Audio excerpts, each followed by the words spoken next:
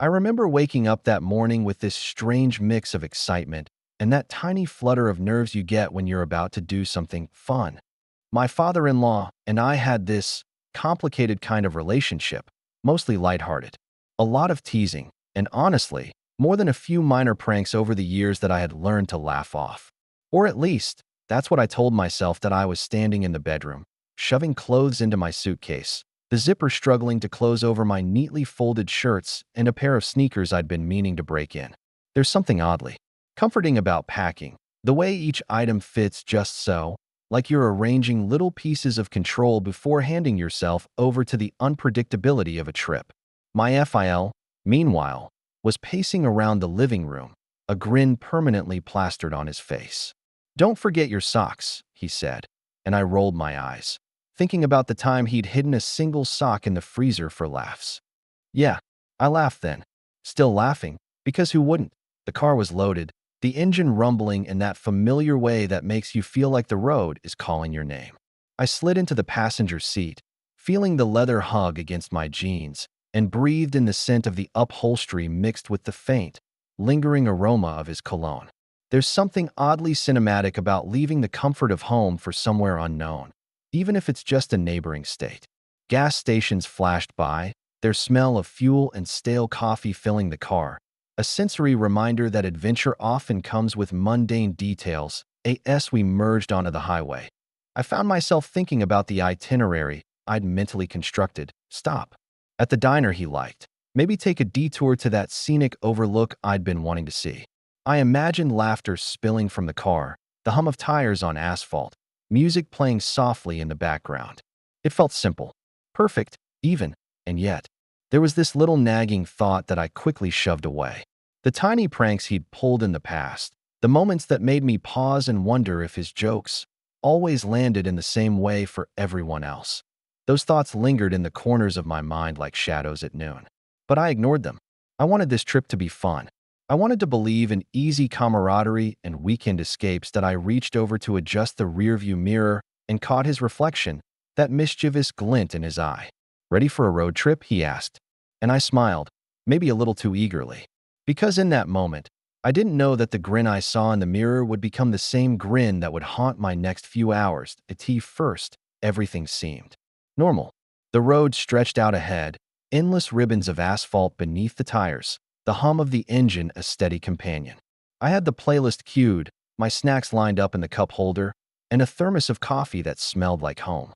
But as the miles ticked by, I started noticing little things, tiny shifts in my father-in-law's behavior that I couldn't quite place. That IT started with the route.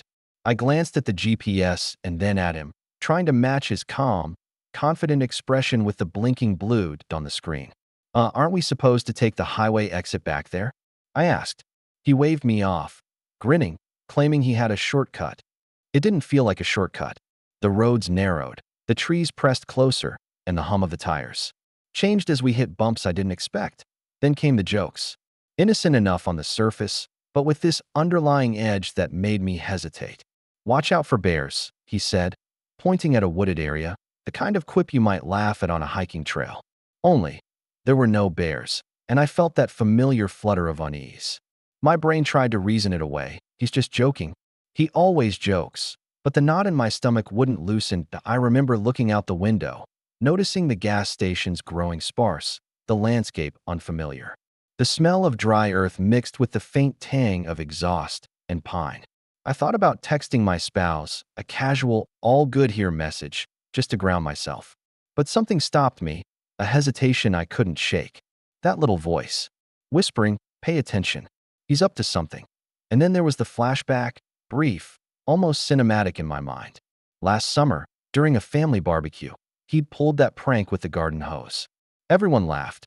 I laughed, but I remembered the way he looked at me afterward, waiting for my reaction. A smirk. That same smirk that now haunted the lines of his face as he drove. I shook it off, telling myself I was being paranoid. Still, the feeling grew heavier as the hours passed. Detours that made no sense. Stops at weird little diners that seemed closed for renovations, but somehow he insisted were famous. Every minor inconvenience came with that same grin and a half-hearted explanation. My inner monologue ping-ponged between disbelief and irritation. Is this just his idea of fun, or is there more to this? I tried to focus on the scenery. Sunlight filtered through the trees in patches, casting moving shadows across the dashboard. I could hear the distant hum of a truck engine, the crunch of gravel under tires when we briefly left the main road.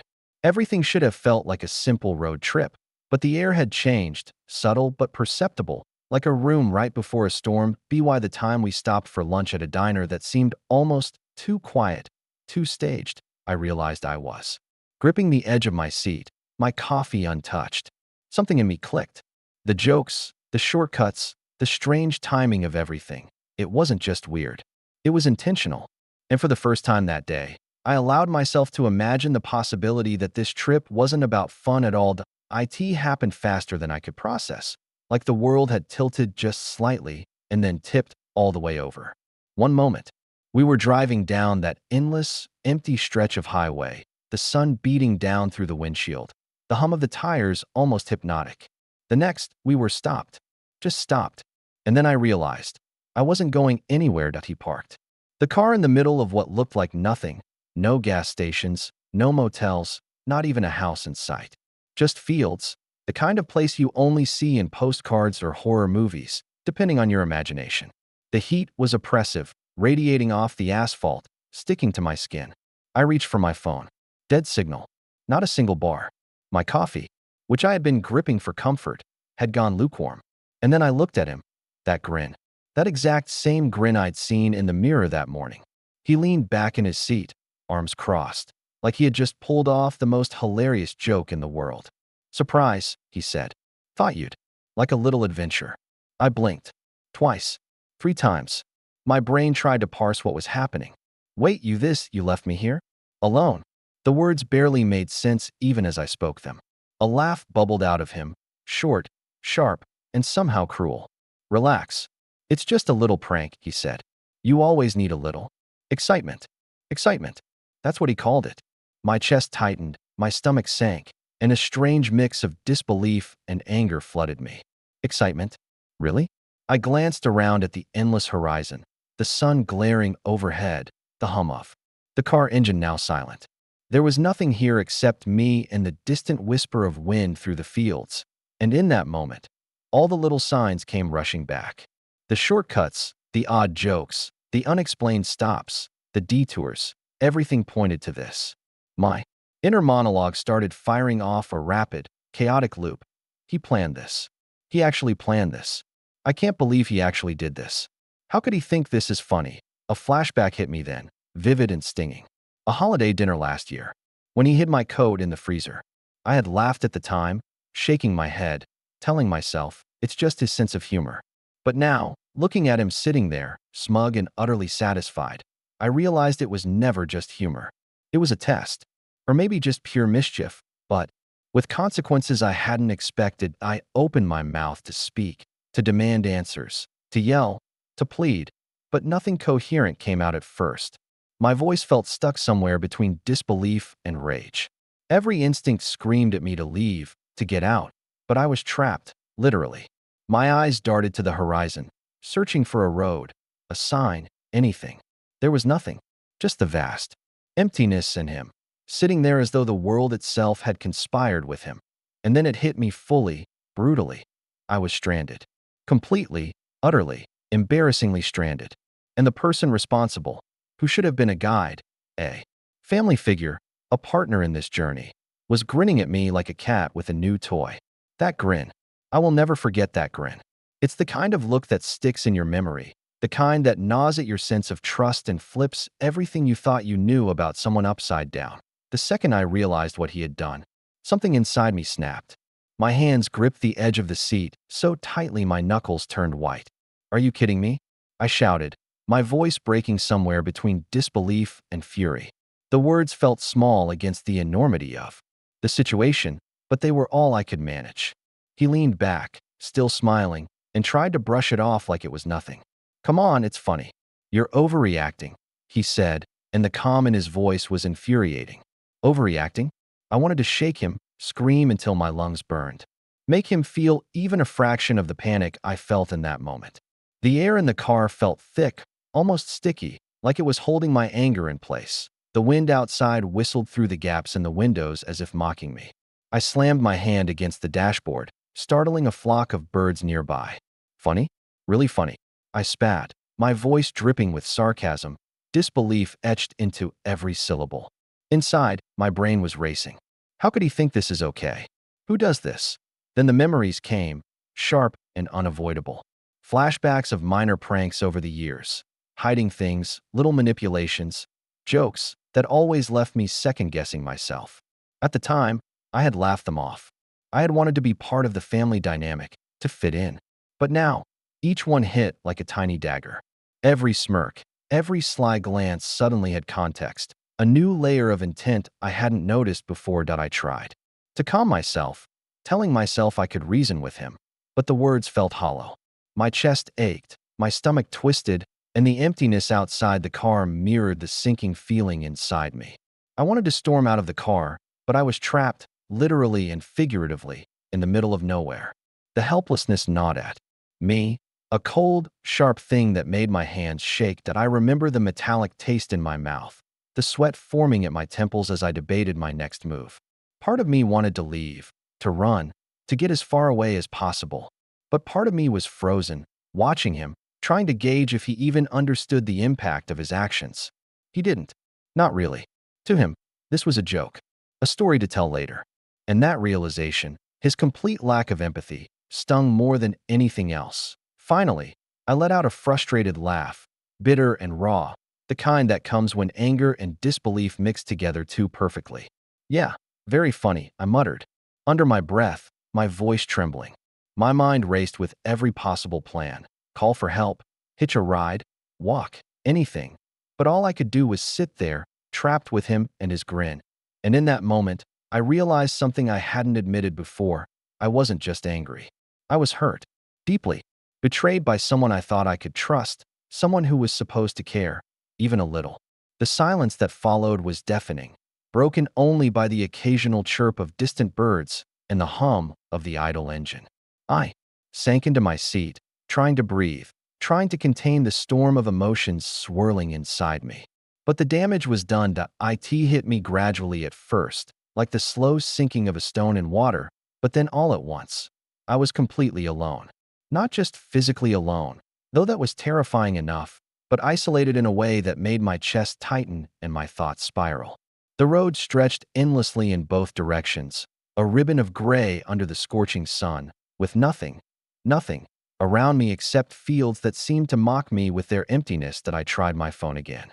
No signal, no bars, not even a little dot of hope in the corner of the screen. My coffee had gone cold. The snacks I had lined up so meticulously in the cup holder now felt meaningless. Every comfort I had brought with me, every small thing to make the trip enjoyable, suddenly seemed absurd in the face of this isolation.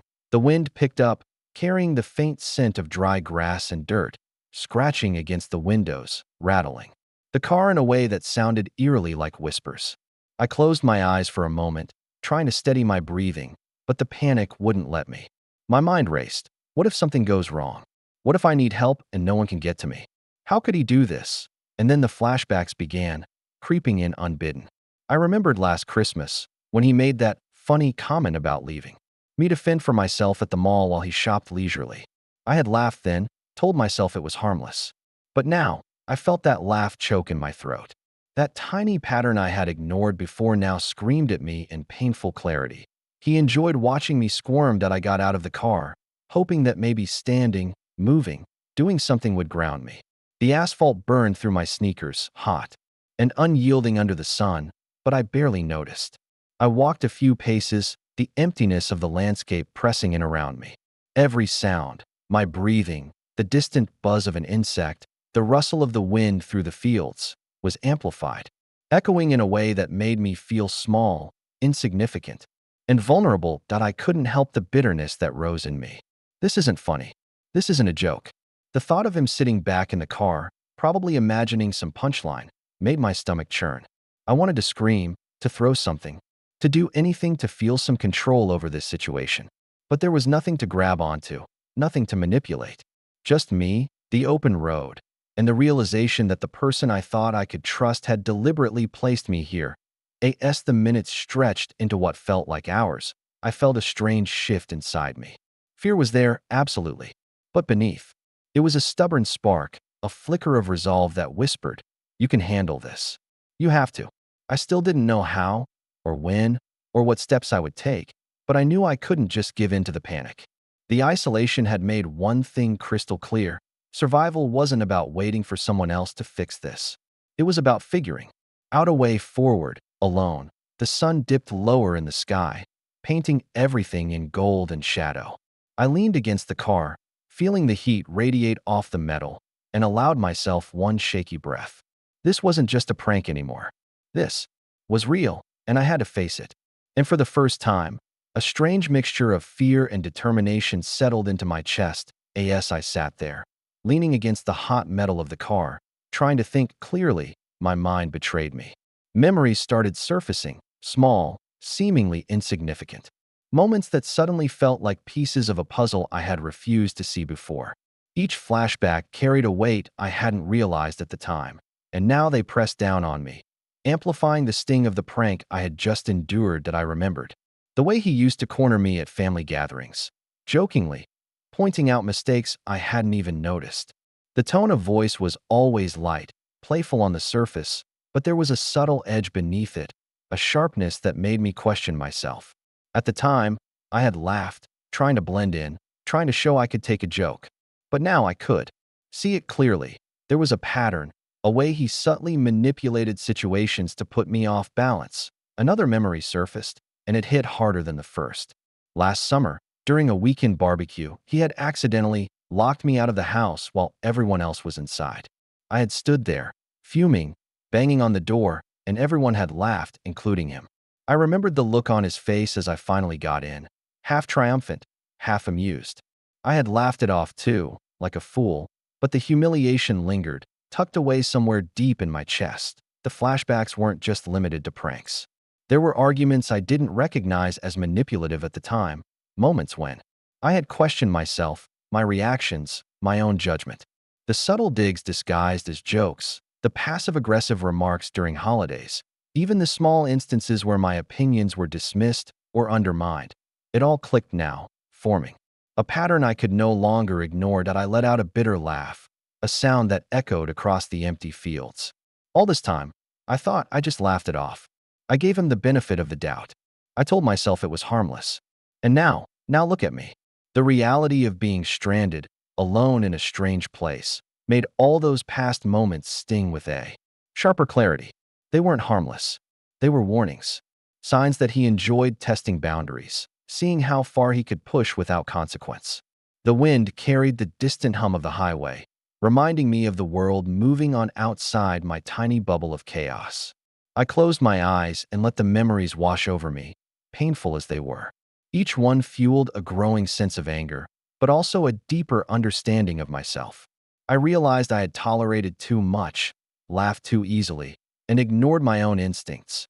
And yet, beneath the anger, there was a flicker of resolve. I've learned now, I thought. I won't let him manipulate me like this anymore. I'll handle this, and when it's over, I'll make sure he knows I've learned. The memories, though bitter, were no longer just wounds. They were fuel. Fuel for the fight ahead, for reclaiming control over a situation that had been taken from me. The sun dipped lower behind the distant hills, casting long shadows over the fields. I leaned back against the car, letting the heat seep into my bones. And for the first time, I felt a strange mixture of anger and clarity. I understood the stakes now, and I knew that I wasn't just going to survive this prank.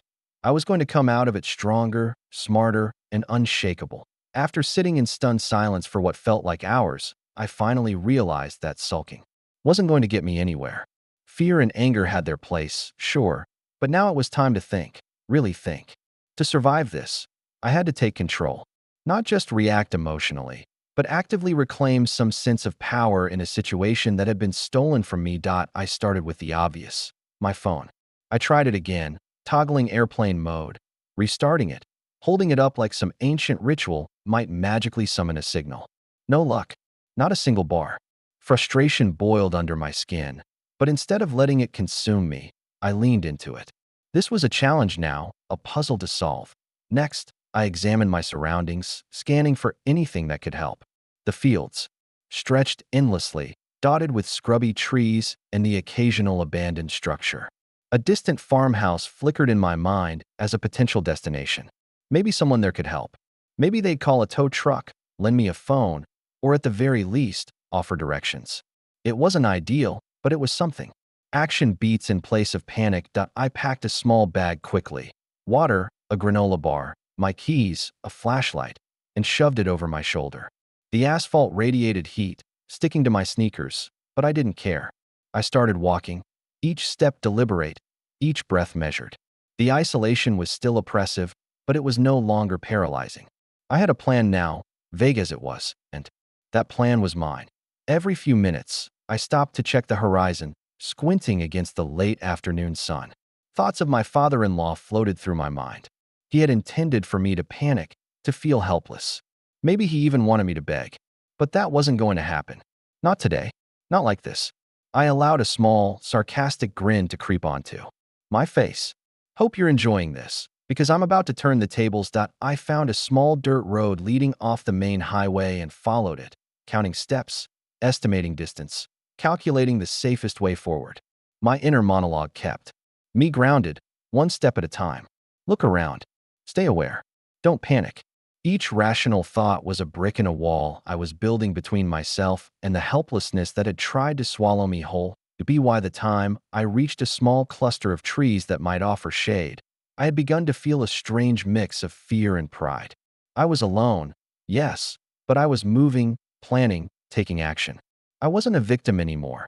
I was someone capable, resourceful, and determined to reclaim control. Even in the face of his prank, even in the middle of nowhere, I could, and would, navigate. My way back to AS. The sun dipped further, casting long shadows across the fields. I took a deep breath. The heat was still intense, my legs were tired, and doubt still whispered in the back of my mind. But it was quieter now, overshadowed by the louder, fiercer voice inside me. I will handle this. I will get out. I will not be stranded, not really. And for the first time in hours, I felt like I had some semblance of power in the situation. A fragile, trembling power, but mind up by the time I found my way back to civilization. The adrenaline had thinned, leaving me exhausted but fueled by a simmering determination. I wasn't just angry anymore. I was done. Done with the games, the pranks, the little manipulations that had felt funny at the time, but now loomed large in my memory.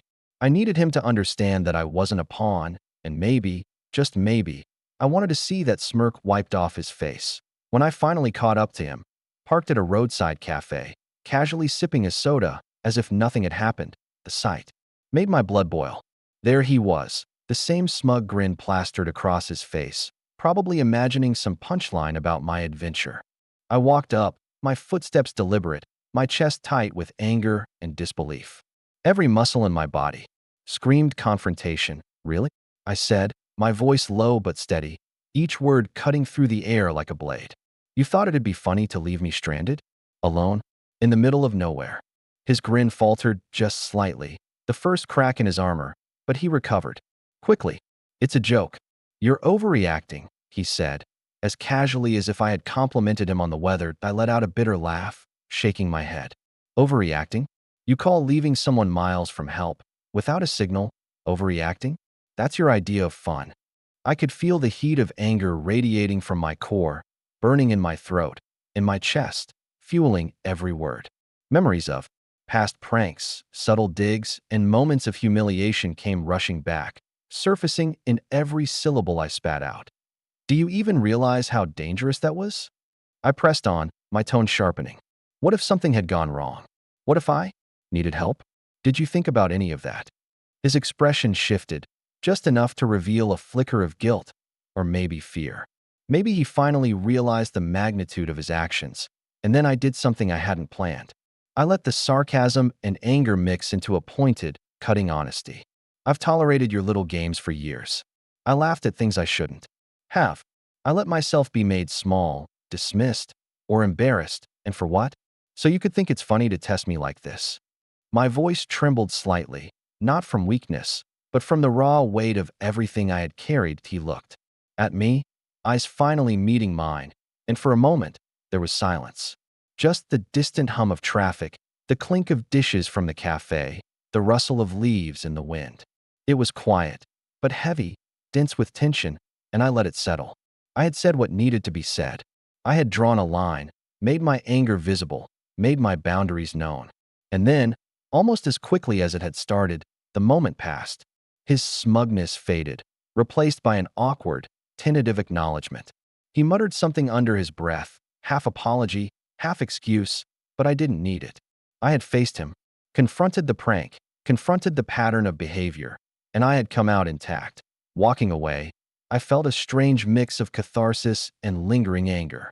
I wasn't laughing, I wasn't relieved, but I was free, free of the helplessness that had gripped me earlier. I had reclaimed my power, my voice, my dignity. And for the first time that day, I felt like myself again, standing tall even after the storm he had tried to create. After the confrontation, I found myself sitting alone in my car again. But this time, the silence felt different. It wasn't oppressive or mocking. It was a quiet space to think, to breathe, and to process everything that had just happened. The adrenaline had worn off, leaving a strange mixture of exhaustion and clarity.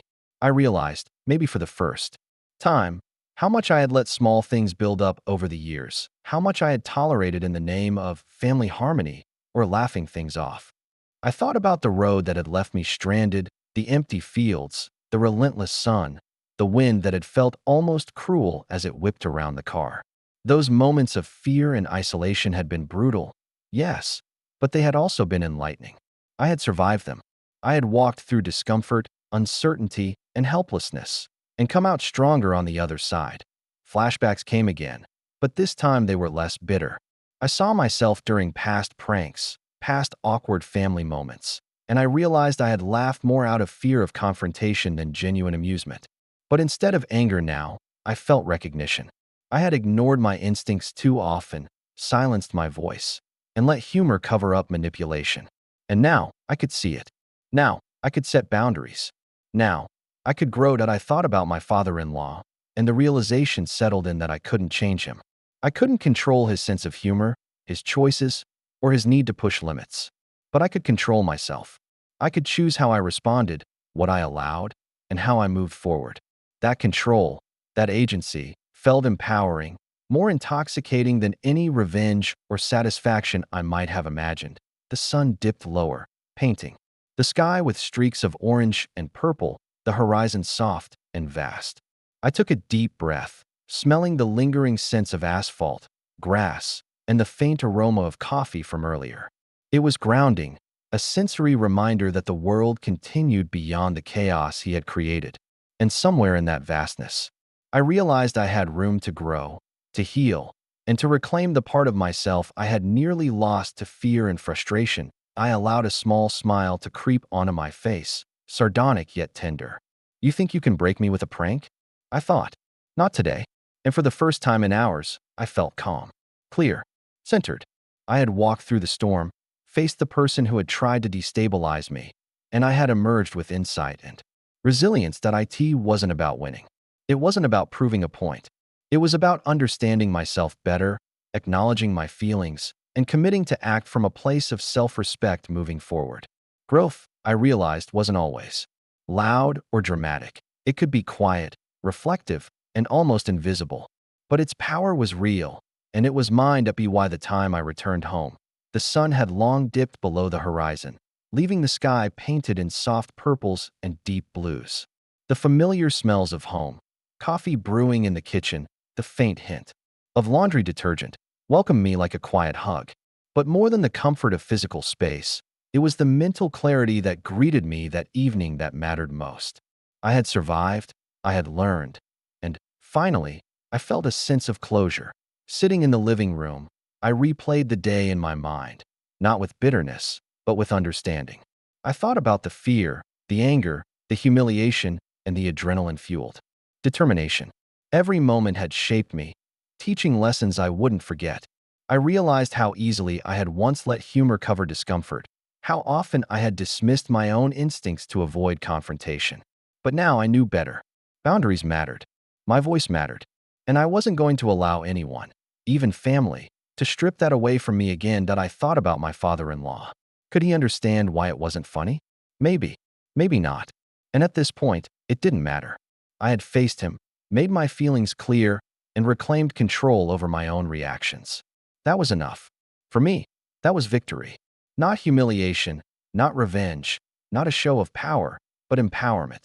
Quiet, internal, and real. The house was calm around me, the soft hum of appliances, the faint creak of floorboards underfoot. I poured myself a cup of tea and sank into my favorite chair, letting the warmth seep in. Outside, the world was moving on, as it always does. And for the first time that day, I felt like I was moving forward with it, intentionally, deliberately, and on my own terms. That I allowed a small, sardonic smile. You thought you could leave me stranded? I thought. Guess who's walking forward stronger than ever? There was no need for confrontation now. No need for drama. The lesson was already learned, etched into my memory like the heat of the asphalt under my shoes, like the wide-open fields where I had faced fear head-on. And as the night settled around me, I felt a quiet sense of peace. Not naive peace, not everything is perfect peace, but the kind that comes from knowing you've faced chaos, met it with courage, and emerged intact. The storm had passed. The prank had ended.